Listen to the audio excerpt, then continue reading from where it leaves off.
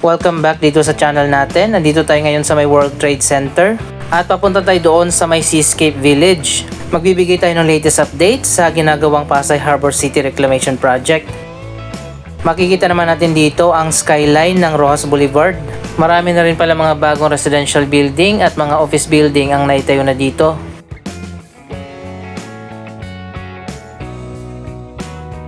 Andito na tayo sa may Manila Film Center at pupunta na tayo dito sa may Seascape Village. Nasa likod niyan makikita natin ang ginagawa na Pasay Harbor City Reclamation.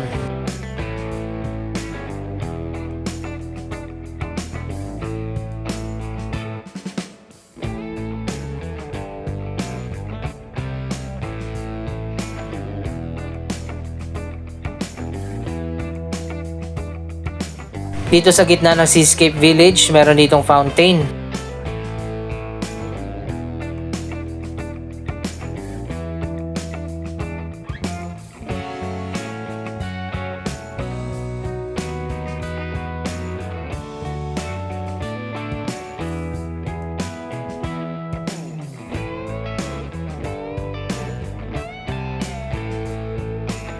So ayan guys, sa isang iglap na wala na nga yung ocean view dito, na isa sa mga pinupuntahan dito sa Seascape Village.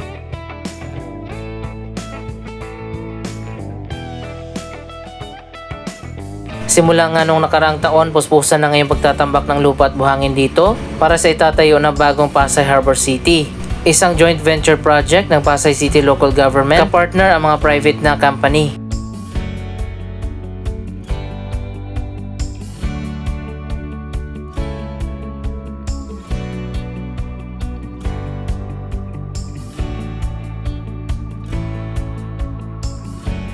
Nagsimula pa noong nakarang taon ang pagtatambak ng lupa at buhangin dito. Nasa 265 hectares ang buong lawak ng Pasay Harbor City Reclamation Project.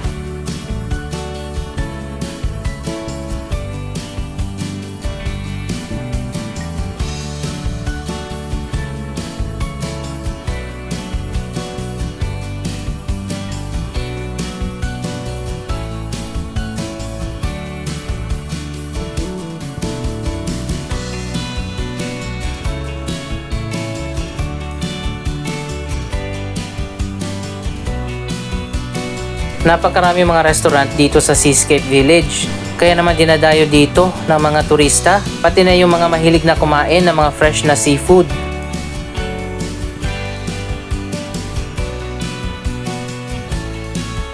Napakaganda pa naman ng Pasay Harbor City kapag natapos na. Ayon pa sa mga initial na design na nilabas ilang buwan na nakaraan. Siguro naman nakita nyo na yon sa mga previous na vlog natin.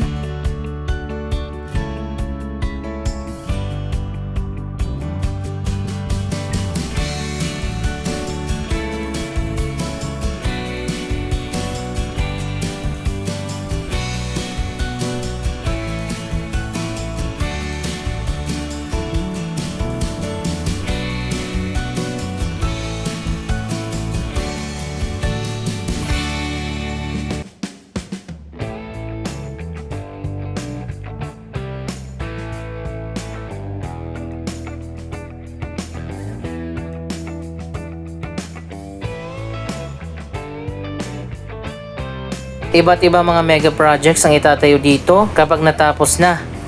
Siguro mga 3 to 5 years from now, magkakaroon na ng mga buildings dito katulad ng mga shopping center, office building, residential building, commercial complex. At mayroon pa tayong nabalitaan na magtatayo daw dito ng isang malaking stadium na may 70,000 capacity. Pero hindi pa confirmed yan. Abangan natin ang project na yan sa future kung matutuloy man.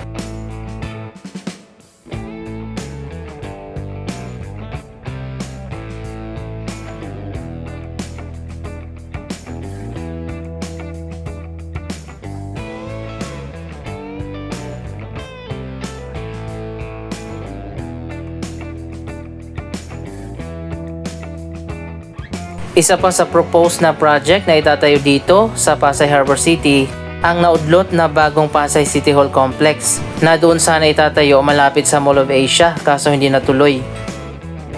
So abangan na lang natin sa future kung matutuloy ba yung bagong Pasay City Hall na itatayo dyan sa Pasay Harbor City.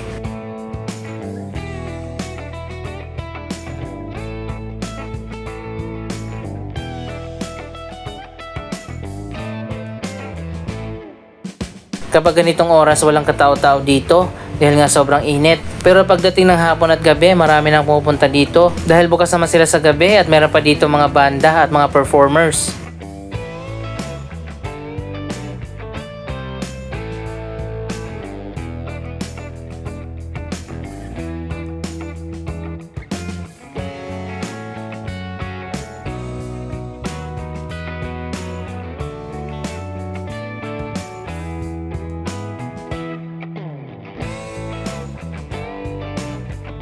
Kung maalala nyo last year, napakaganda pa dito kung saan kitang-kita pa natin yung ocean view.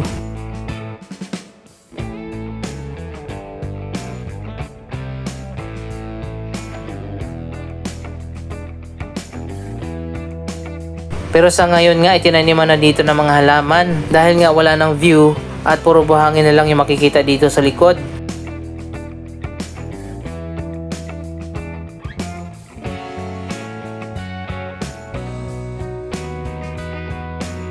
Napakataas pa naman ang itinambak na lupa at buhangin dito.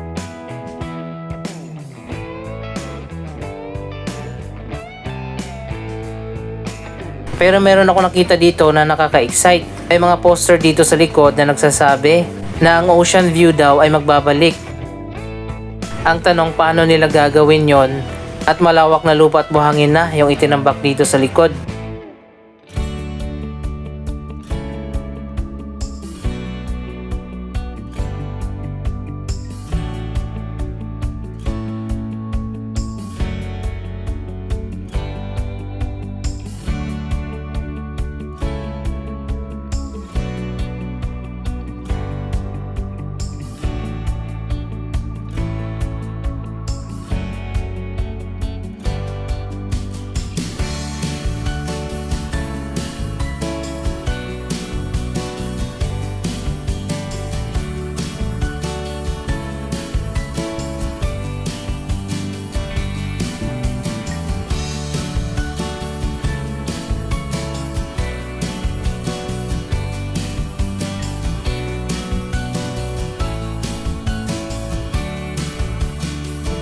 Ang Lime Hotel ang isa sa mga bagong hotel dito na napakaganda rin at mayroon pang viewing point dyan sa taas at infinity pool.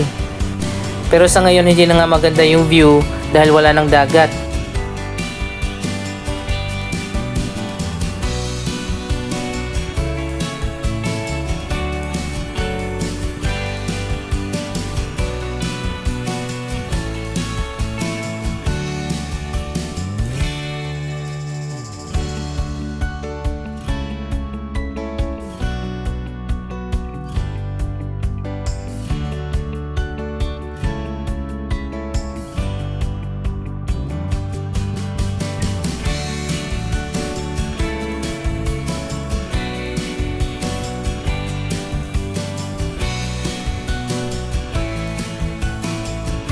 So ayan guys, papakita ko sa inyo itong isang poster. Ayan, mababasa natin, ang Bayview is coming back soon. Tapos merong dagat. Paano nila gagawin yon? Yan ang aabangan natin.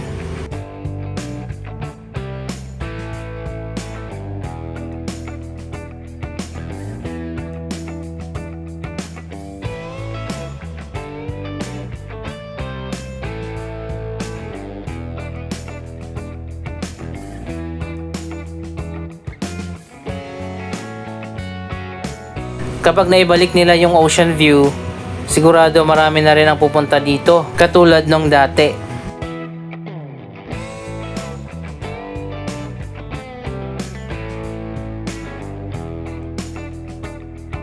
Pupunta naman tayo doon sa kabilang dulo ng Pasay Harbor City na malapit sa Mall of Asia Complex. Tingnan natin ang progress ng pagtatambak ng lupa at buhangin doon.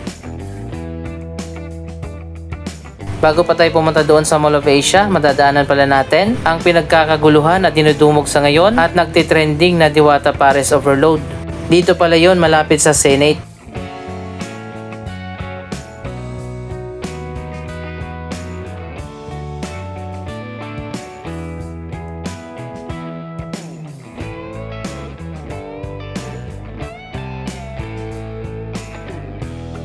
So ayun guys, napakaraming tao dito sa ngayon at totoo nga na napakahaba ng pila. Pero since wala na tayong oras para pumila pa, dadaan lang muna tayo dito.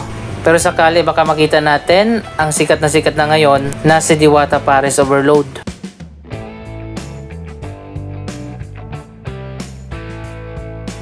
So ayan guys, finally, andito tayo sa bandang dulo at nandito pala si Diwata at pinagkakaguluhan ng mga vloggers. Kasalukuyan siyang in-interview ng mga kapwa vlogger at sinasagot naman niya ito.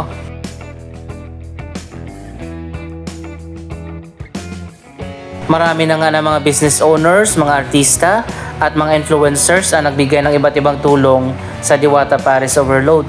Kamakailan lang ay may nagbigay pa ng 1 million pesos, house and lot at marami pang iba.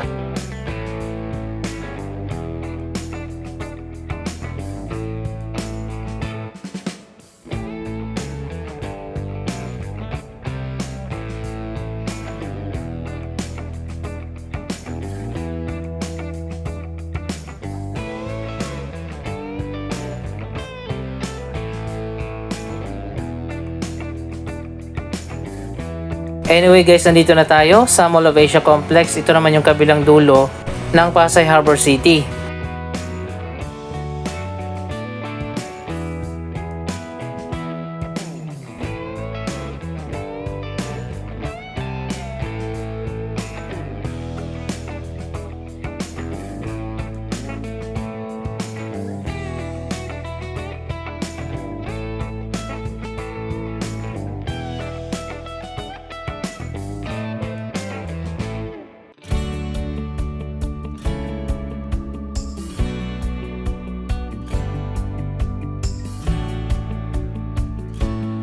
Napakalawak na nga ng Pasay Harbor City mula doon sa dulo ng CCP Complex. Umabot na hanggang dito sa Mall of Asia.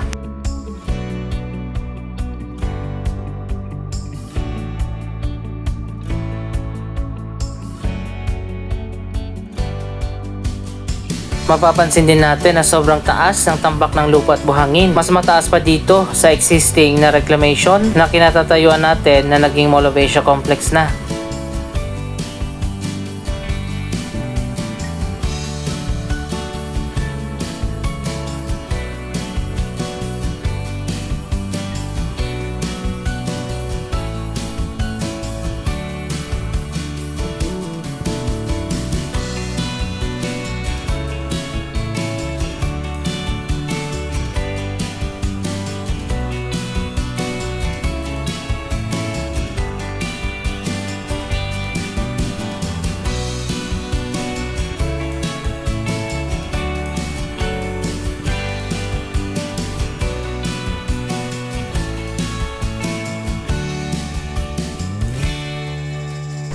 Hindi pa tapos ang pagtatambak ng lupa at buhangin dito at patuloy pa yan na dadagdagan hanggang sa umabot sa 265 hectares.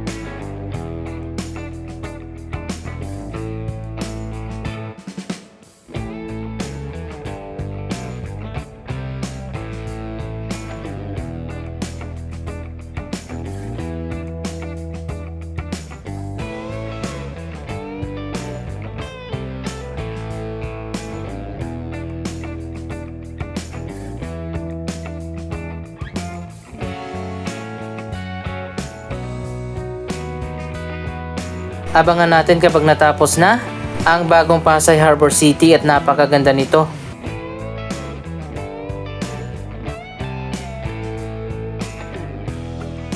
Anong masasabi nyo sa mga latest na progress sa mga reclamation project na ginagawa ngayon dito sa Manila Bay? Mag-comment lamang dyan sa baba ng inyong mga reaksyon.